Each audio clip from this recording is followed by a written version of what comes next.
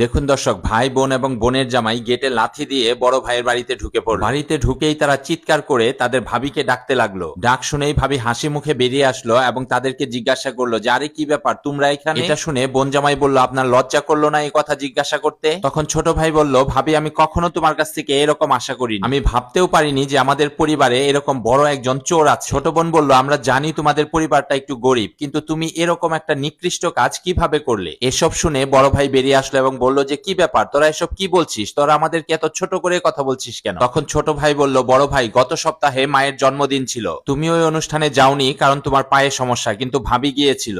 ভাবি তাড়াতাড়ি খাওয়া দাওয়া করে চলে এসেছিল, আর ভাবি আসার পর মায়ের 10,000 ইউয়ান বাসা থেকে হারিয়ে গিয়েছে। আমাকে বলো এই টাকাগুলো কোথায় গেল? এই কথা শুনে ভাবি বলল যে আরে ভাই তুমি এসব কি বলছো? তুমি কি বুঝাতে চাচ্ছ যে এই টাকাগুলো আমি নিয়েছি? তখন ননদ বলল, আরে ভাবি ওই অনুষ্ঠানে বাইরের মানুষ বলতে তো একমাত্র তুমিই ছিলে, তুমি টাকাগুলো না নিলে এই টাকাগুলো কে নিয়েছে? তারপর বোন জামাই বলল যে বুঝতে পারলাম যে ভাই অনুষ্ঠানে যেতে পারেনি কারণ ভাইয়ের পায়ের সমস্যা, কিন্তু তুমি তো ঠিকই গিয়েছিলে। আর তুমি যখন তাড়াতাড়ি খাওয়া দাওয়া করে চলে আসলে তখনই মা বলল যে তার 10,000 ইউয়ান হারিয়ে গিয়েছে। এখন তুমি আমাদেরকে বলো এই টাকাগুলো তুমি না নিয়ে থাকলে কে নিতে পারে? অবশ্যই টাকাগুলো তুমিই নিয়েছো। আর আমার লজ্জা লাগছে যে তোমার মতো একজন মহিলা আমাদের ভাবি, আমরা এখন গ্রামের লোকের কাছে মুখ দেখাবো কিভাবে? তুমি একবার আমাদের মান সম্মানের কথা চিন্তা করলে না? তখন ভাবি বলল যে আরে আমি বললাম তো আমি এই টাকাটা নেইনি, তোমরা কেন বিশ্বাস করছো না? তখন ছোট ভাই বলল যে কি বললে, তুমি টাকাটা নাওনি? এটা কে বিশ্বাস করবে? ভাবি আমি তোমাকে বলছি তুমি তাড়াতাড়ি টাকাটা বের করে দাও, নইলে আমরা গিয়ে এই টাকা বের করতে বাধ্য হব। ভাবি বলল তোমরা কিন্তু এখন আমাদের উপরে মানসিক নির্যাতন করছো। এটা বলে ভাবি ঘরের ভেতরে চলে গেল। তখন ভাই বলল যে আমি বুঝতে পারলাম না তোমাদের কি হয়েছে, তোমার ভাবিও তো তোমাদের এইসব কথা বিশ্বাস করছে না। এটা বলে মানসিকভাবে বিপর্যস্ত ভাই চেয়ারে বসে পড়ল। এদিকে ভাবি ঘরের ভিতরে ঢুকে তার বিছানার নিচে যে অল্প কিছু জমানো টাকা ছিল এই টাকাগুলো বের করে নিয়ে আসে। ঘর থেকে বেরিয়ে এসে ভাবি বলল, তোমরা সবাই জানো তোমার ভাই কনস্ট্রাকশন সাইটে কাজ করতে গিয়ে তার পাটা ভেঙে ফেলেছে, আর বিগত কয়েক মাসে আমি অল্প অল্প করে এই টাকাগুলো জমিয়েছি, আমার কাছে এখন এই অল্প কিছু টাকাই আছে। এটা বলে সে টাকাগুলো একটি টেবিলের উপর রেখে দিল। তখন বড় ভাই বলল যে হ্যাঁ তোমাদের ভাবি সত্য কথাই বলেছে। এটা শুনে ছোট ভাই বলল যে না আমার তোমাদের কথা বিশ্বাস হচ্ছে না, এই তোমরা দুজন যাও তো গিয়ে ঘরের ভিতরে তল্লাশি করো। তারপর প্রথমে বোন জামাই ভাবিকে ধাক্কা দিয়ে সরিয়ে ঘরের ভেতরে ঢুকে পড়লো। তাদের আচরণে অসহায় ভাই এবং ভাবি মনের কষ্টে আহাজারি করতে শুরু করলো। তখন বড় ভাই বলল যে ওরা আমাদের সাথে এরকম করছে না, এর পরিণতি কিন্তু ওদেরকে অবশ্যই ভোগ করতে হবে।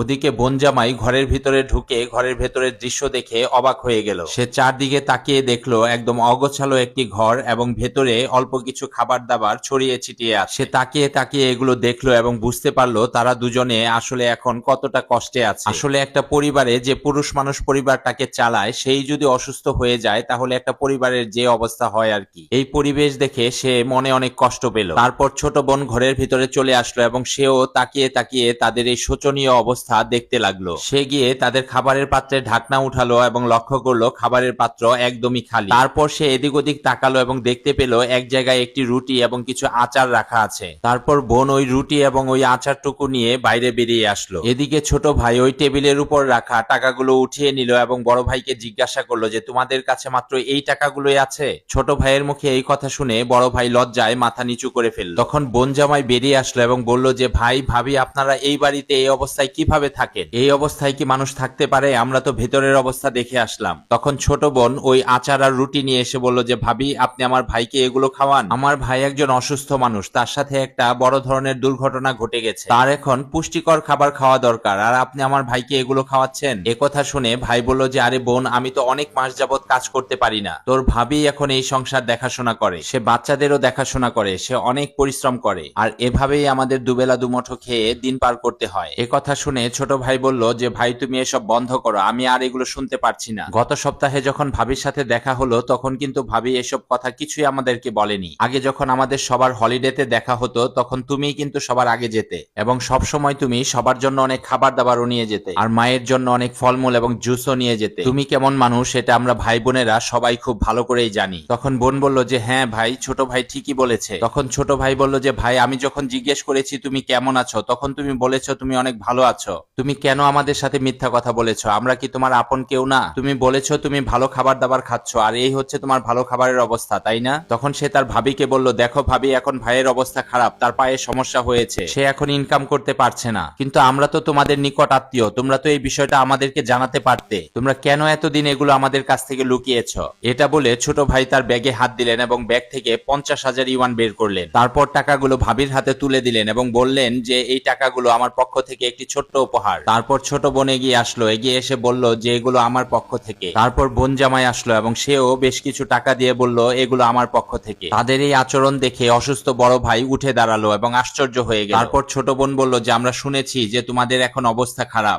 আর আমরা এতক্ষণ যা করেছি এগুলো সবই আমাদের সাজানো নাটক ছিল, কারণ আমরা জানি যে আমরা যদি অভিনয় না করি তাহলে তোমরা কখনোই তোমাদের সমস্যার কথা আমাদেরকে বলবে না। তখন বড় ভাই আশ্চর্য হয়ে বলল যে ভাই বোন বোন জামাই এগুলো আসলেই তোদের অভিনয় ছিল? তখন ছোট ভাই বলল যে ভাই আমি আজকে কিছু কথা বলবো, তুমি যখনই কোনো সমস্যায় পড়বে তখন আমাদের কথা মনে করবে, আমাদেরকে জানাবে। তুমি এতদিন অনেক কষ্ট করেছো কিন্তু আমাদেরকে কিছুই জানাওনি, আমরা কি একই পরিবার না? ভবিষ্যতে তোমার যত সমস্যাই হোক না কেন তুমি সবসময় মনে রাখবে তোমার ভাই বোন তোমার পাশে আছে। মনে রাখবে তোমার যে কোনো বিপদে আমরা তোমার পেছনে তোমার ব্যাকআপ হয়ে দাঁড়াবো। এই কথাগুলো শুনে বড় ভাই বলল যে আজ আমার মনে হচ্ছে আমি এই পৃথিবীর সবচেয়ে সৌভাগ্যবান মানুষ, আর যার এরকম ভাই বোন আছে তার কি এই পৃথিবীতে আর কোনো চিন্তা আছে? তখন ছোট ভাই বলল যে ভাই ভাবি চলো আজকে আমরা স্পেশাল কিছু খাবো। দর্শক যত কিছুই বলেন না কেন পরিবারের চেয়ে গুরুত্বপূর্ণ এই পৃথিবীতে আর কিছু নেই, আর রক্তের সম্পর্ক হচ্ছে সবচেয়ে বড় সম্পর্ক এবং সবচেয়ে কাছের সম্পর্ক। কোনো ভাই বা বোন বিপদে পড়লে অন্যান্য ভাই বোনদের উচিত অবশ্যই তাকে সহযোগিতা করা, কারণ বাবা মা হচ্ছে আপনার অর্ধেক জীবনের আশীর্বাদ আর ভাই বোন হচ্ছে আপনার সারা জীবনের আশীর্বাদ। দর্শক আজকের এই পারিবারিক শিক্ষামূলক ভিডিওটি আপনাদের কাছে কেমন লেগেছে অবশ্যই কমেন্ট করে জানাবেন,